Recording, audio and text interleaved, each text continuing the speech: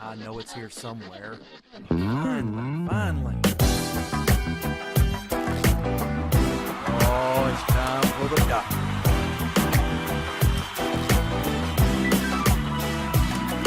You're listening to Dr. Bill, the computer curmudgeon. Take it away, Doctor.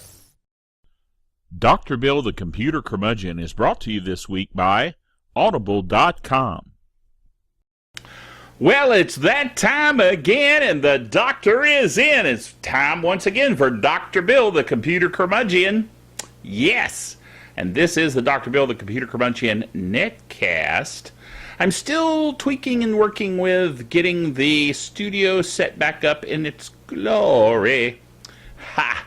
So, changes are inevitable. What can I say? Anyway, we are proud members of the Tech Podcast Network, techpodcast.com. If it's tech, it's right here on Dr. Bill, the computer curmudgeon. We're also proud members of the International Association of Internet Broadcasters. Just want to mention that as well. So we got some good stuff for you this week. It's been a fun week, kind of odd, but then it usually is odd around me. Ha ha. Yeah.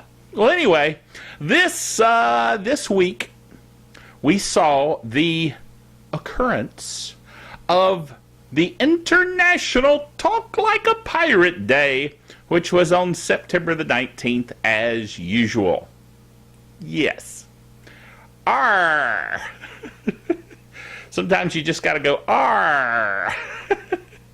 Anyway, so here's what I said on that day in the blog. So we bein' talk like a pirate today, arr, in the grand old tradition of the internets. So swab ye poop decks and shore up your mizzen mast, me hearties.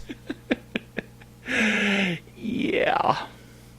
So anyway, there's a link in the blog to International Talk Like a Pirate Day for your piratey pleasure. Oh well. Anyway, we had fun with that at work. It was kind of neat. We all went around going, arr. I don't know why we only favor the R letter in the alphabet. It's interesting that pirates... Oh well, never mind. Anyway, Google has released Google Quickoffice now for free. They basically have a headline in their blog on Google that says, freeing Quickoffice for everyone. That is, of course, everyone that has an iPad or an Android tablet. Yes, or phone or whatever. So anyway, they say here, everyone likes free stuff, which is why starting today we're making Quickoffice available for free for everyone. With Quickoffice, you can edit Microsoft Office documents across your devices, giving you the freedom to work with anyone, no matter what hardware or software they're using. Quickoffice also integrates seamlessly with Google Drive storage, so you can safely access your files from anywhere.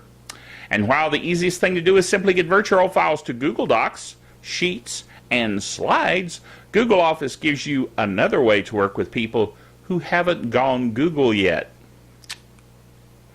Yes, well, I have told you before, I have a friend at work that he's determined not to go Google, as Google says. He says Google is the devil. More about that later. Yes. By the way, the microphone I have here is yet another microphone. You say, Dr. Bill, how many microphones do you need? My wife asked me that same question, as a matter of fact, but this is the Tascam microphone. Tascam is a subsidiary of TIAC. It's kind of hard to say all this. TIAC, Tascam. Back in the day, when I did so much radio engineering, in the old analog days, before all the digital MP3 goodness, TIAC Tascam was a very high-end, well, they still are, a very high-end audio company, and this microphone is awesome.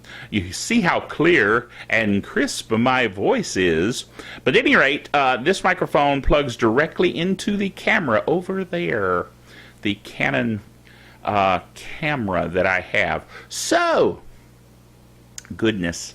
So I have the old gooseneck here coming off the table, and then I have it the microphone hooked up to that, and then over to the camera, and it just, it just looks professional, you know what I mean? I could put it off screen, because the beauty of this microphone is that it has a it's a cardioid pattern microphone, but it's very directional. That's what I'm looking for. It's directional, and so I could just take it and pull it off screen, and you wouldn't see it. But this gives us the netcast ambiance that I'm looking for. You know what I mean? Yes. Anyway. So, more stuff. This is not our Geek Software of the Week. As a matter of fact, this week, the Geek Software of the Week had an issue, and I'll talk about that later. So I'll tell you in advance, there won't be a Geek Software of the Week due to the problem that I had getting a Geek Software of the Week together, which, as I say, I will explain in greater detail in a bit. It's an interesting story. Anyway, so LibreOffice 4.1 is out, however, and I know most of you probably use LibreOffice. You're already LibreOffice aficionados. But 4.1 is out. Now, this is the second release from the 4.1 branch of LibreOffice. It's basically LibreOffice 4.1.1, okay? And so, you need to check this out. I downloaded it and installed it. Goodness. And LibreOffice, I mean, it's open source. You can use it instead of using Microsoft. I mean, what better reason is there than to diss Microsoft by not using Microsoft Office? I ask you. Anyway. Alrighty then. Now would be a good point to talk about our awesome sponsor. Our sponsor, of course, is, are you ready? Audible.com. Audible.com is an awesome vendor of audiobooks, and they have some neat ones. I'm still listening. I've had to do it a little bit at a time, so I'm still listening to the Star Trek book Probe by, I forget who it's by. Oh, well, I mentioned it last week. Go back and listen to last week's broadcast, netcast, whatever. Anyway, the point is that it is an awesome audiobook, and I'm really enjoying it. And James Doohan is the narrator, and he does so many different voices. I even played a little bit of it for you last week, so good stuff. Anyway, Audible.com, all you have to do is go to audiblepodcast.com/DRBILL, Dr. Bill, and you can get 30 days free. In other words, from the point you start your trial, for 30 days, you have a fully functioning, fully operational, highest level account at Audible, and you can, connect and get a free book. Now, get this. Not only do you get a month free, you also get a free audiobook to try it out. So that's how I got Probe, this book by the guy that I can't remember. That's really embarrassing. You know what I mean? You know what I think I'll do? Just because I don't want to slight this guy. You know me. I love Star Trek books. And so I'm going to type in Probe Star Trek, and that will tell me the, yes, here it is. It's a pocketbook, and it is, okay, it's giving me all kinds of information by Margaret Wander Bonanno. Interesting name. I thought it was a guy. It's not even a guy. It's a lady. And that's good. Yes. Nothing wrong with that. So anyway, but it's a good book, and I've been really enjoying it. And let me give you just a little blurb on it here. In the aftermath of the visit of the mysterious probe to Earth in 2286, Starfleet is wondering what this strange visitor was really about and who sent it. At the same time, a major political upheaval on Romulus has deposed a ruling party that has ruled for decades, and the new leadership is interested in more diplomatic relations with the Federation.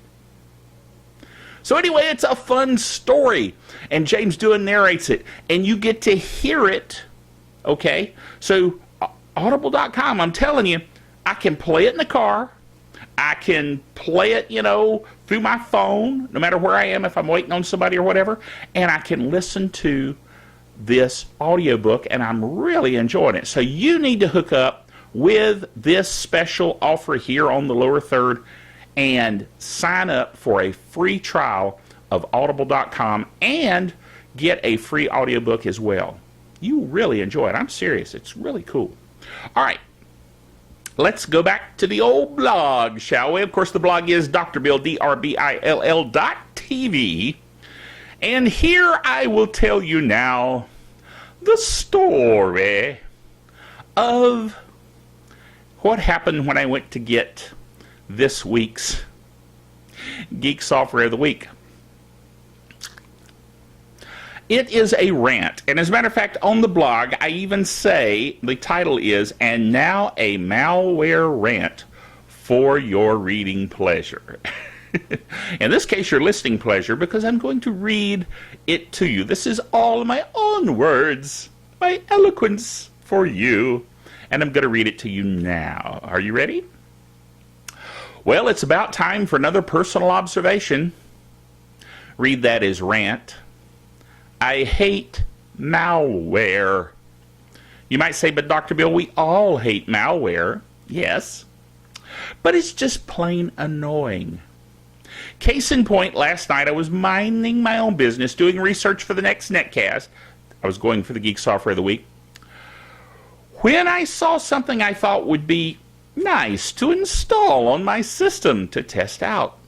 So I downloaded it and proceeded to install it. I got the typical stupid questions like, don't you want to install this additional option and let me take over your browser and put in some search engine that you hate and mess up your computer from now on?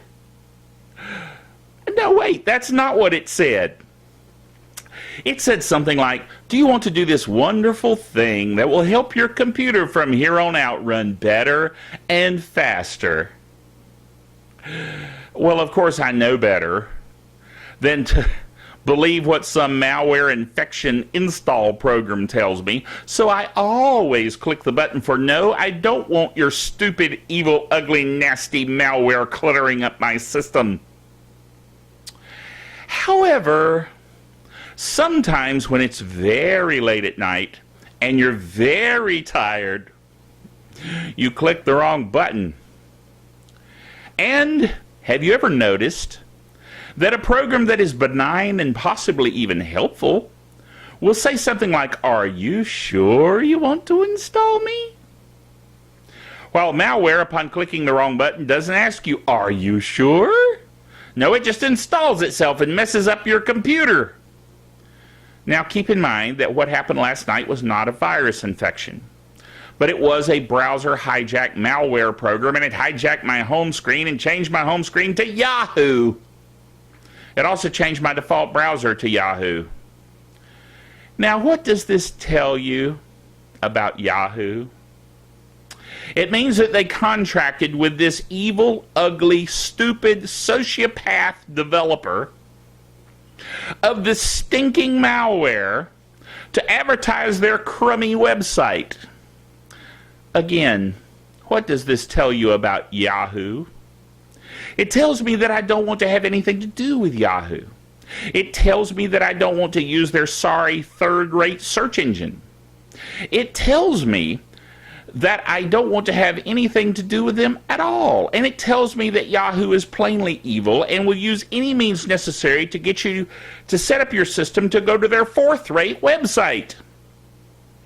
Yes, I know, their rate is falling fast.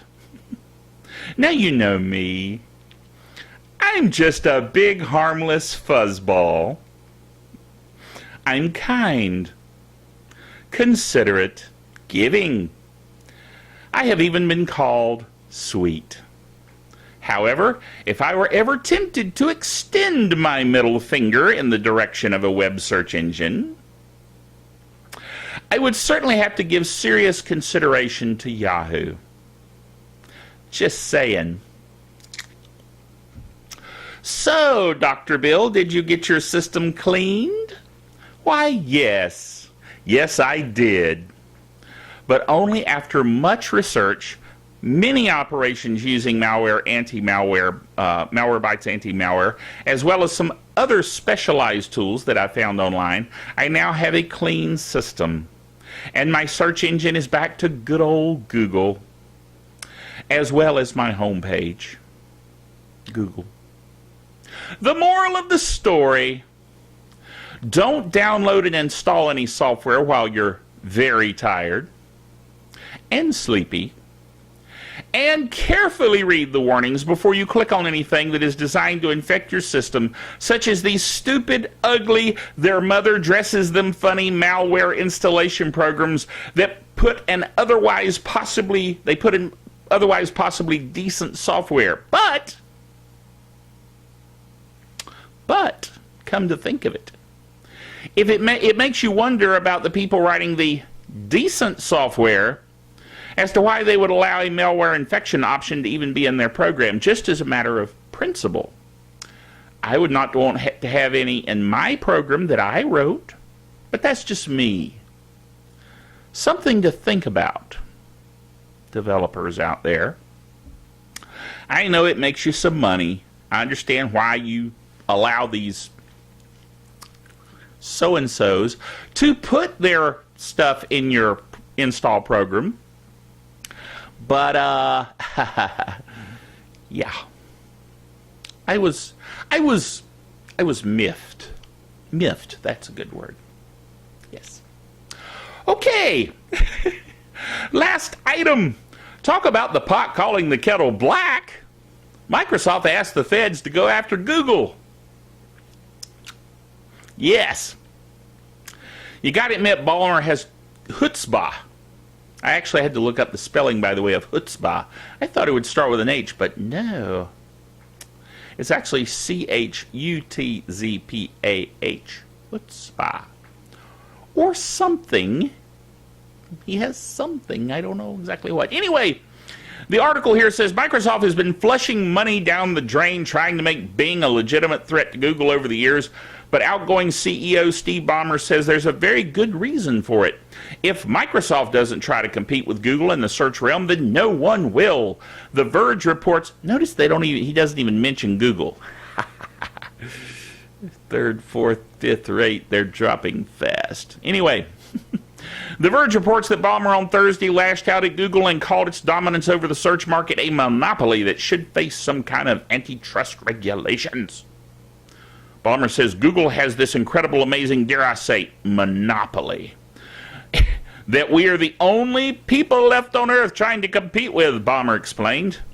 I do believe that Google's practices are worthy of discussion with competition authority, but we have certainly discussed them with competition authorities. Now, of course, the irony here is that Microsoft is evil, and Microsoft's the one that the government went after with a big baseball bat to tell them that you can't take over the world. I'm sorry, we're not going to let you. Along with the EU countries and a bunch of other people that agreed that Microsoft was evil. And so they told them they had to take their moratorium, or what do you call it, where they lock their system down where it won't let you install any other web browser because it won't let you get rid of Internet Explorer and all those kinds of things. They had to take all that out of their operating system because they're practically a monopoly over operating systems in the regular old human world. Now, us geeks, we run Linux and things of that nature, but, you know. And I run Microsoft Windows as well. I mean, you know, on some of my systems. This laptop, as a matter of fact, that I'm holding right here has Windows 8 on it. Okay. Now, yes, I did put Classic Shell on it, so I didn't have to put up with their stupid Metro ugly screen. It goes directly into Classic Shell, so I can use it like a real operating system should be used. But, you know, you got to get around Microsoft's evil any way you can. You know what I'm saying? Anyway, So my buddy at work that says that Google is evil is missing the point. Google may be becoming evil. I'll throw him a bone. But Microsoft's been evil for a long time. They're the quintessential example of evilness. And so Google may only aspire to their level of evilness. Okay? Just saying. Anyway, I'm in a bit of a mood because of what happened last night. So I guess I'll mosey on out of here. And next week, I'll get you some clean, malware-free Geek Software of the Week. Okay? Until then, remember that the doctor is out of here.